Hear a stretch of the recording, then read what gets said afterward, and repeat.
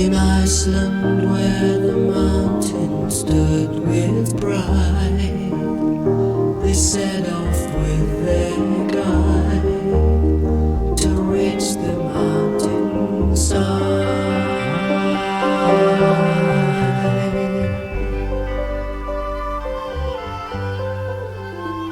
Roped as one for safety through the long descent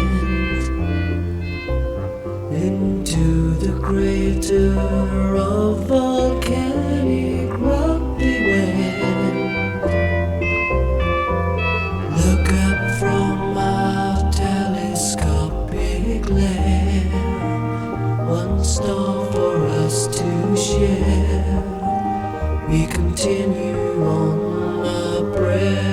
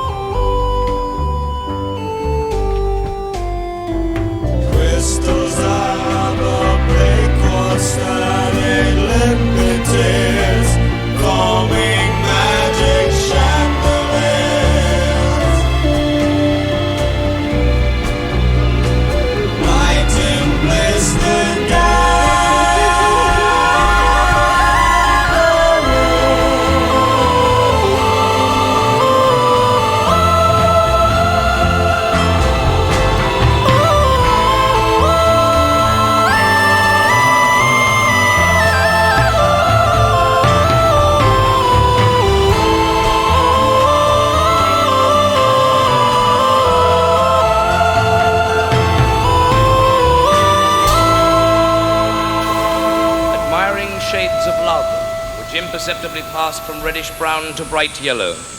Their way lit by crystals appearing as lighted globes, they continued through the lava gallery, which gently sloped until they reached the intersection of two roads. Without hesitation, Professor Lidenbrook chose the eastern tunnel, and the journey continued through a succession of arches appearing before them as if they were the aisles of a Gothic cathedral. The walls were enhanced with impressions of rock weeds and mosses from the Silurian epoch.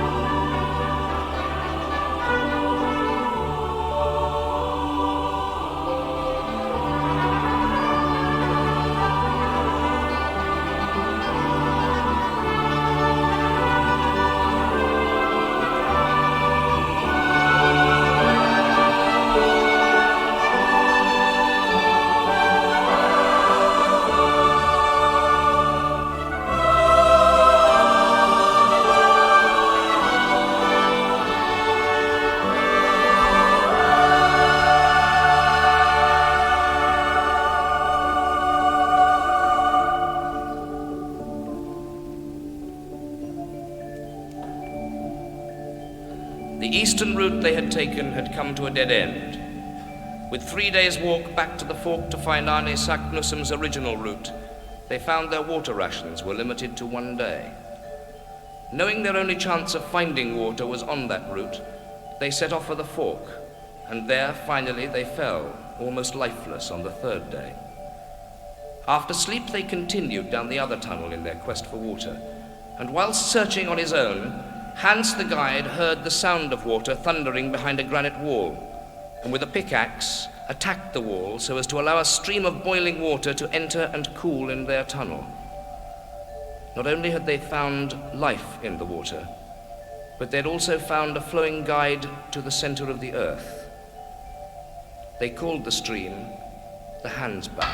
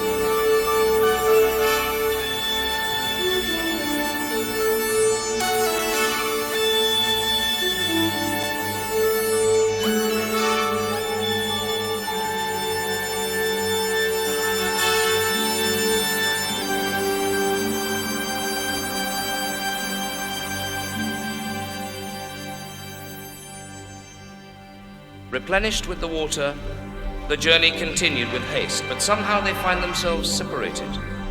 Professor Lidenbrook's nephew Axel found himself alone. His mind was seized with unparalleled fear, and he saw memories of home flashing before him.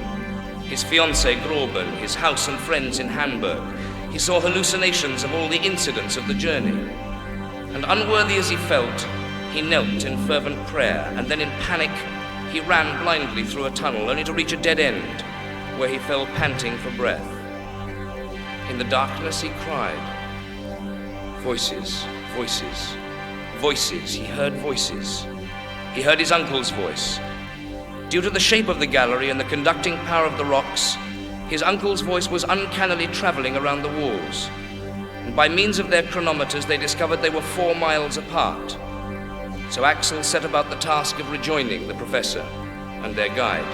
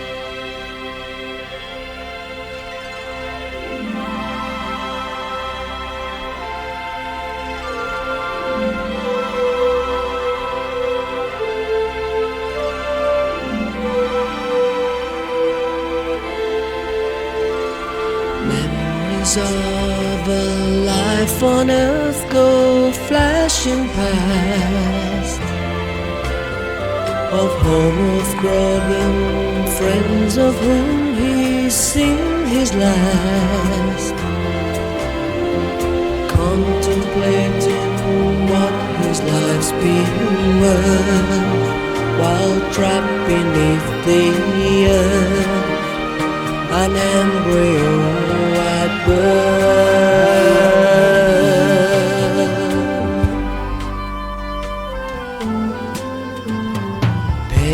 fear destroy the beauty I have seen of caverns where no other man has ever been. Solarian epoch hosts me as my grave, my final bow I wait, a life too late to say.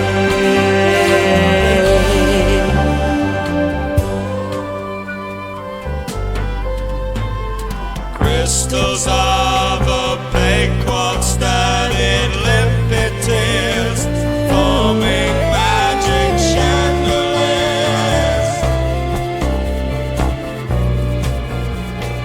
Light in blistered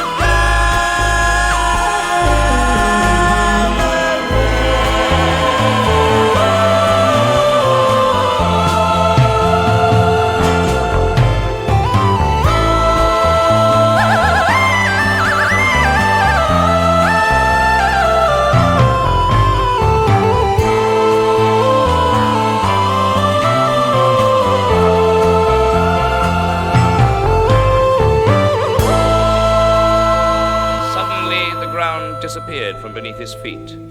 He fell down a vertical shaft, his head hitting a sharp rock. He lost consciousness. On opening his eyes, he found himself with the professor and the guide.